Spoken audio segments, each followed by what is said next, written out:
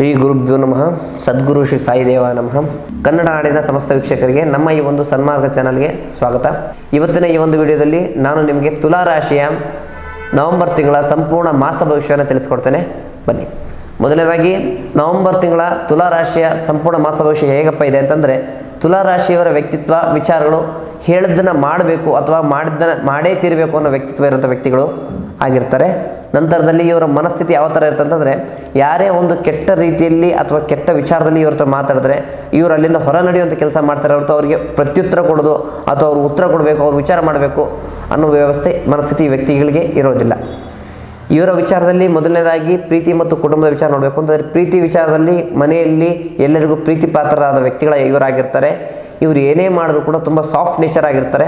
ತದನಂತರದಲ್ಲಿ ಮಾಡ್ತಕ್ಕಂತಹ ಎಲ್ಲ ಕೆಲಸಗಳನ್ನು ಕೂಡ ಮನೆಯವರ ಒಳಿತಿಗಾಗಿ ಕೆಲಸವನ್ನು ಮಾಡುವಂಥ ಸಂಭವ ಇವರ ಕುಟುಂಬದಲ್ಲಿ ತುಂಬ ಇವರ ಒಂದು ಮುಖ್ಯ ಪಾತ್ರದಲ್ಲಿ ನಡೆಯುತ್ತೆ.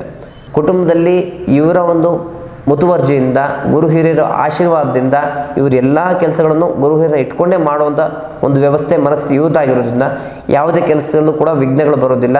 ಬಂದರೂ ಕೂಡ ಸಣ್ಣ ಪುಟ್ಟ ವಿಘ್ನಗಳು ಕ್ಷಣಾರ್ಧದಲ್ಲಿ ಹೋಗುವಂಥ ಸಂಭವ ಇದೆ. ಯಾವುದೇ ಸಮಸ್ಯೆಗಳು ಪಾಸಿಟಿವ್ ವ್ಯವಸ್ಥೆಗಳು ಮಾತ್ರ ಇರೋದ್ರಿಂದ ಸಮಸ್ಯೆಗಳಿಗೆ ದಾರಿ ಇವರ ಕುಟುಂಬದಲ್ಲಿ ಇರೋದಿಲ್ಲ. ನಂತರ ಉದ್ಯೋಗ ಮತ್ತು ವ್ಯವಹಾರ.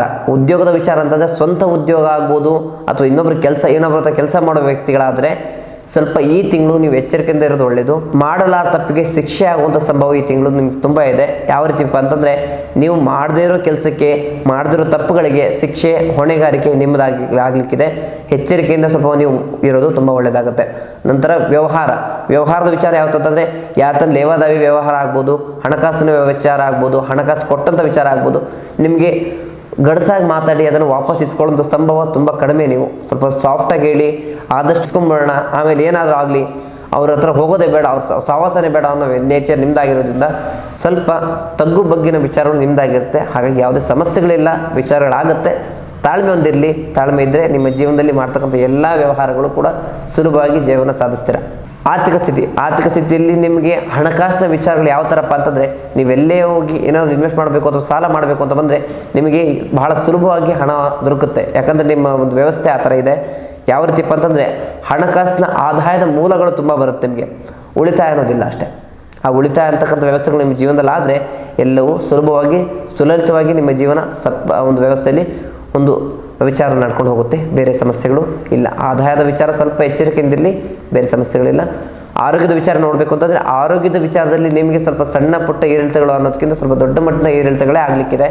ಸ್ವಲ್ಪ ಆ ಏರಿಳಿತಗಳಿಂದ ನೀವು ಬಚಾವಾಗಬೇಕು ಅಂತಂದರೆ, ಮೊದಲನೇದಾಗಿ ಆರೋಗ್ಯದ ಸಣ್ಣ ಪುಟ್ಟ ಏರಿಳಿತಗಳಲ್ಲ, ದೊಡ್ಡ ಮಟ್ಟದ ಏರಿಳಿತಗಳು ಆಗಲಿಕ್ಕಿದೆ. ಹಾಸ್ಪಿಟ್ಲು ಮನೆಯಿಂದ ಓಡಾಡೋ ಸಂಭವ ಇದೆ. ಹಾಗಾಗಿ ನೀವೇನು ಮಾಡಬೇಕು ಅಂತಂದರೆ, ಈ ತಿಂಗಳಲ್ಲಿ ಅತಿಯಾದ ವ್ಯಾಯಾಮ ಆಗ್ಬೋದು, ಕಸರತ್ತಾಗ್ಬೋದು, ನಂತರದಲ್ಲಿ ಯೋಗಾಸನ ಮತ್ತು ನಿಮ್ಮ ಆರೋಗ್ಯದ ಕಡೆ ಗಮನ ಕೊಡೋದ್ರಿಂದ ಈ ಎಲ್ಲ ವ್ಯವಸ್ಥೆಗಳು ಕೂಡ ಒಂದು ತಕ್ಕ ಮಟ್ಟಿನ ಪರಿಹಾರವನ್ನು ಕಾಣ್ಬೋದು.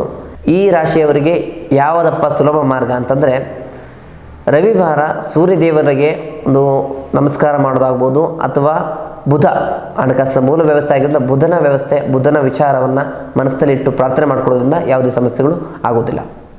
ಇದಾಗಿತ್ತು ಈ ತಿಂಗಳ ತುಲಾ ರಾಶಿಯವರ ಸಂಪೂರ್ಣ ಮಾಸ ಭವಿಷ್ಯ. ಮುಂದಿನ ವಿಡಿಯೋದಲ್ಲಿ ಸಿಗೋಣ. ನಮಸ್ಕಾರ.